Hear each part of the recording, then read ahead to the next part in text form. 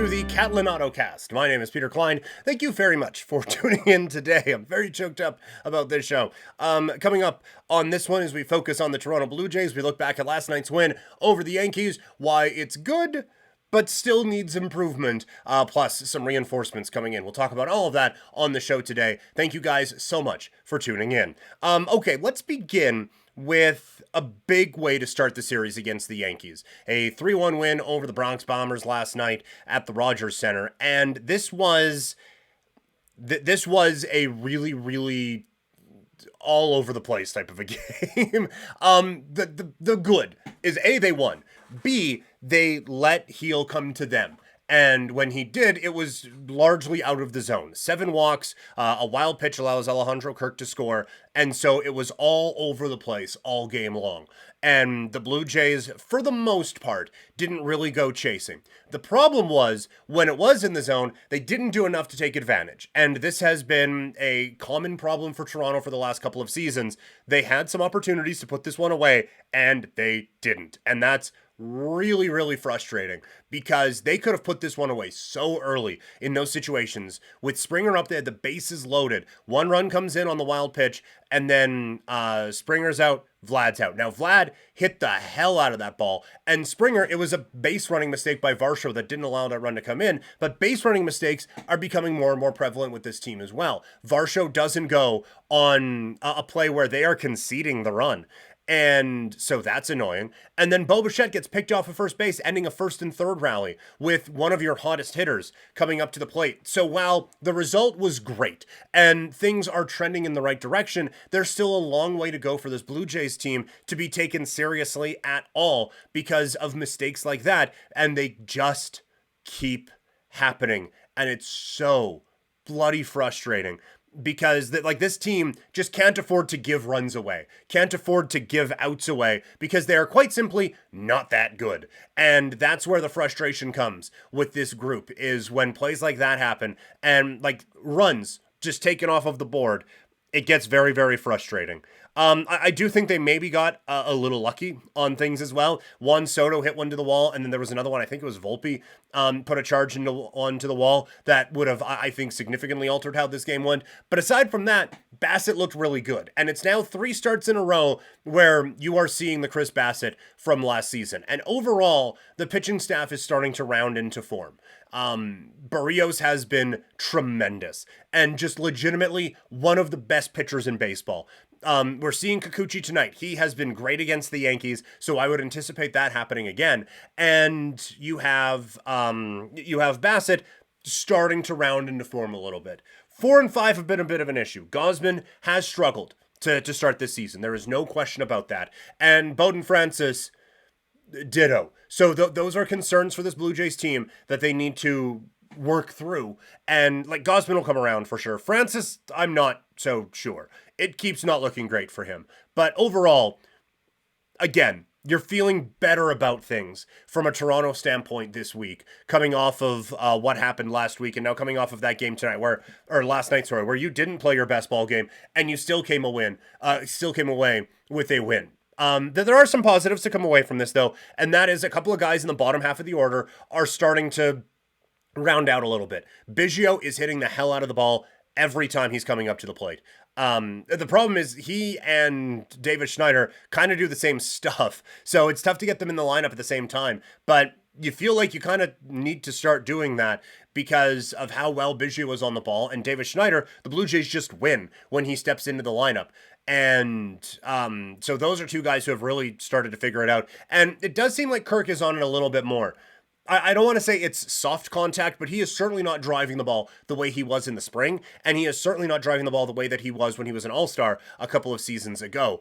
It is a lot of just base hits. He got his first extra base hit of the season in the game yesterday, and he's not exactly a just get on base and see what happens type of fella.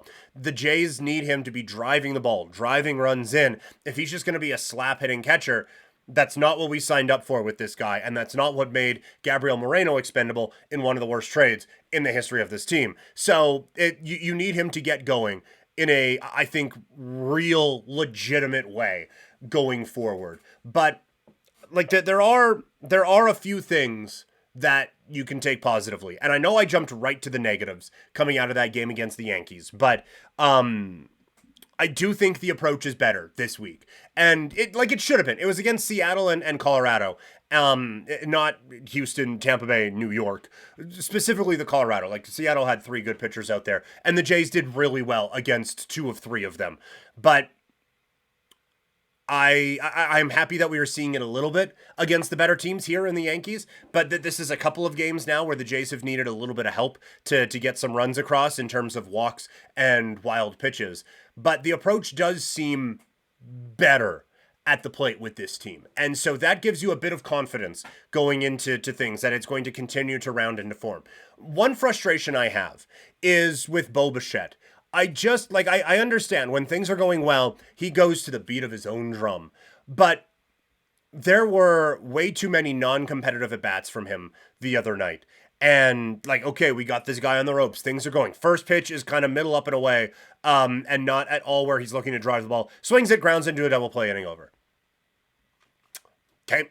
When it's going well for Bo, and he's doing that ball goes into the gap in right center field, down for a base hit, 2-run score, and the Blue Jays extend their lead. And so it's tough to say, hey, stop doing the stuff that you do when you're successful because it's not working right now. It will probably eventually round into form, but when it's off with him, it is so frustrating because nothing about his approach to the plate is what you would want from anybody. And that gets really annoying with Bo when it's not going well at times. Also, I'm getting a little worried about Kiermaier's bat. He wasn't a dynamite 300 hitter or anything like that, but he was 265 down in the bottom of the order last year, and he's hitting nothing right now. Striking out on high fastball after they've just walked the world. Just a lot of real soft contact from Kevin Kiermaier in these games, and that is starting to worry me a little bit when it comes to this Blue Jays offense, because they don't have an offense where you can just accept that your number 9 hitter is just going to hit 210 and whatever. They kind of need everyone pulling the rope in the same direction right now, and I'm not feeling it with Kiermaier, so a bit of concern there from a Blue Jay standpoint. But overall with the offense, it's better. It was nice to see them put up 5 runs in the last couple of games against Colorado. It's just nice to see them do that against anybody. Again, it's against the team that has the highest ERA in Major League Baseball right now. But just to see them be able to do that against anyone was really helpful. And hopefully something that they can build some momentum off of. And now, a chance to beat the Yankees. And when you think about it, with Kikuchi going tonight, coming off of a win last night, if they win this series, it guarantees that they're going to be over 500 by the time the series is done. And to come out of this stretch where it was really hard, where it goes Rays, Astros, Yankees all on the road, then home against Seattle, who at the beginning of the season, that looked like a tougher matchup than it was, and then Colorado, and then the Yankees again. If you come out of that above 500, now you can start to really see where the schedule opens up a little bit more, and you can start to maybe put a few more wins together as you're trying to figure out what type of a team you are, and I don't think playing close to what this team's maximum capacity is. So again, I have been very frustrated with things with this team. I have been really annoyed at some things with this team. And yet here they are 9-8 through a really difficult part of the schedule to start the season, missing some key pieces. And now those pieces are coming back as Danny Jansen, Eric Swanson, and Jordan Romano all make their way back. Jansen is expected to start tonight against the Yankees, and Romano and Swanson should be back very, very soon. Garcia and Green, more specifically Garcia, have done a tremendous job at the back end there. But even Green, a couple of good ones last night. Garcia playing with fire a little bit, 3 flyouts to end a ball game against some of the best hitters in baseball, but win's a win. And to get through this stretch, tough opponents, bullpen absolutely scrambling. And one of your more reliable relievers just lost it for a little bit there in Tim Meza. And one of your more consistent hitters when he is on, just out of the lineup. I would say with all the frustration and all of that around this team, you're feeling better about how things have gone for Toronto moving. You feel better about things with Toronto as it kind of goes on. So let's look at the schedule for the rest of the week. Last week, we thought they would go 3-3, given the pitching matchups against Seattle and then Colorado. Thought there was a chance they got swept by Seattle and then do the sweeping against Colorado. They end up going 4-2. So you know, like that. They have the weekend here, or the early week schedule, here against the Yankees before they go back out on the road for 3 against San Diego. And then it's 4 against the Royals before a weekend set with the Dodgers all next weekend. So I'm going to say this one here. I do think that they get one more out of the next 2 against the Yankees, and I think they can take 2 out of 3 from the San Diego Padres right now. So I'm going to say it's another 4-2 week for the Blue Jays. Couple things that we're looking for this week. How does Danny Jansen work his way back into the lineup? It sounded like they're going to go 50-50 split with these guys. I think Danny Jansen is a better catcher than that. I think he is a significantly better ball player than Alejandro Kirk, but we need this cat to stay healthy for longer term. So if that means that it's a 50-50 split, then a 50-50 split it be, because we need this guy healthy throughout the whole entirety of the season. And maybe getting Kirk a bit of a blow every now and then might actually help him out going forward, because I don't think he has really worked all that well as the everyday catcher for this team, which leaves some pretty giant question marks going forward, again, given a gigantic trade that they made a couple of years ago that sent one team to the World Series and one team winless in the wild card round, and you know which ones I'm talking about. So I'm interested to see how Danny Jansen integrates back into the lineup, and do we get to see some of the big bullpen guys come back this week, and how does everything kind of shake out there? Because now you go from having 2 relievers that you trust to 4. Now the back end of that bullpen is looking much more solid than it was just a couple of days ago, and putting yourself in a better position, taking some of the pressure off of these guys.